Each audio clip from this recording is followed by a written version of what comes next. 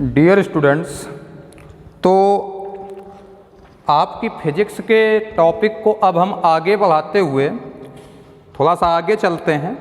तो आपसे पिछले सेशन पे चर्चा की जा चुकी दूरी विस्थापन की और दूरी और विस्थापन में अंतर की।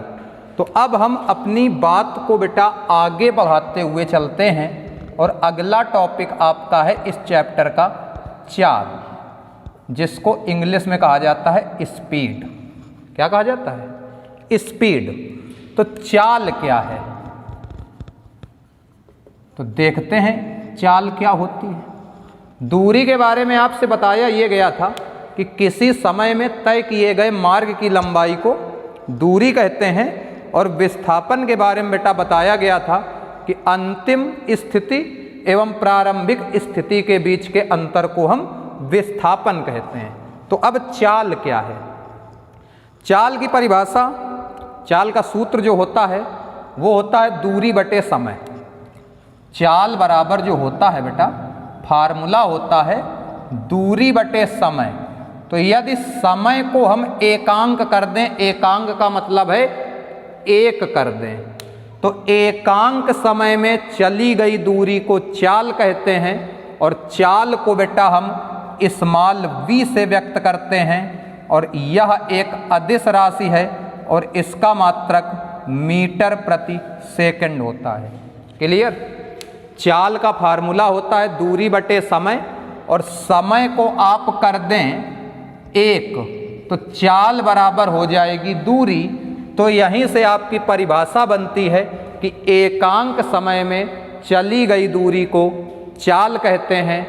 यह एक अदिश राशि है, चाल को स्मॉल v से व्यक्त करते हैं, और चाल का मात्रक मीटर प्रति सेकंड होता है। क्लियर?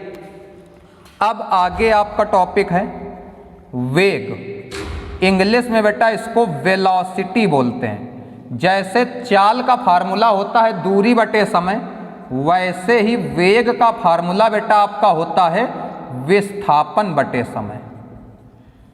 तो अब जैसे हमने वहां पे समय को एक किया था तो हमारा चाल बराबर दूरी हो गई थी, वैसे ही जब आप यहां पर समय को एक करेंगे तो वेग बराबर विस्थापन हो जाएगा।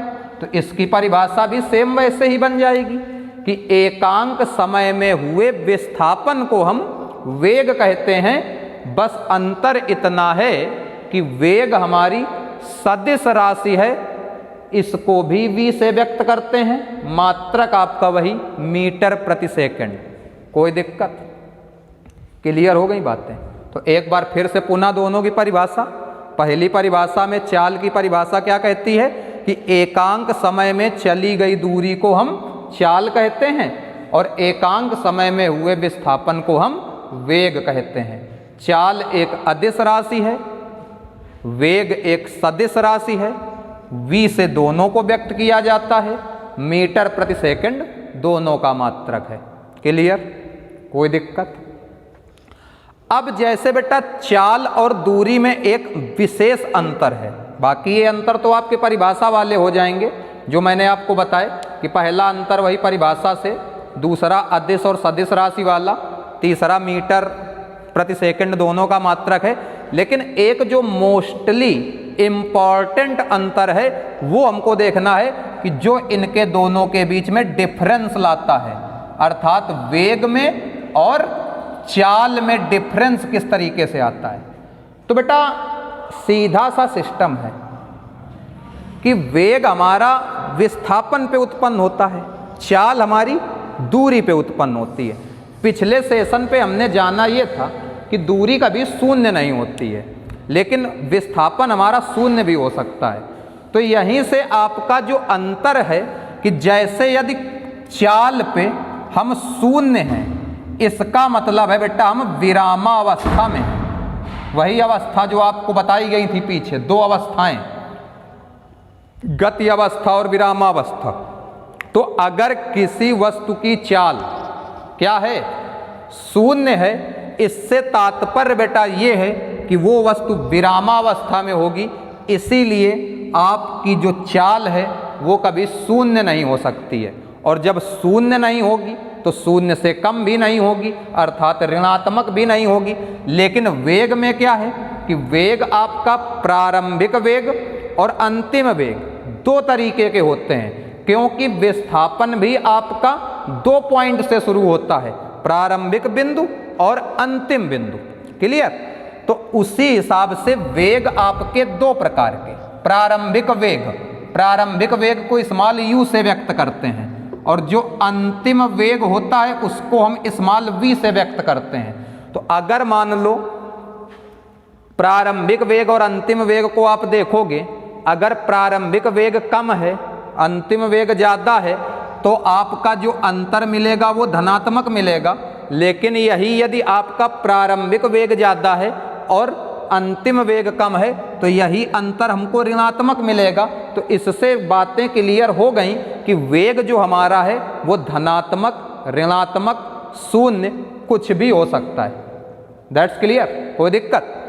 अब इस चैप्टर का जो थ्योरेटिकल रूप से है लास्ट हेडिंग वो त्वरण है, और उसके बाद आपके गति के समीकरण हैं दो टाइप से।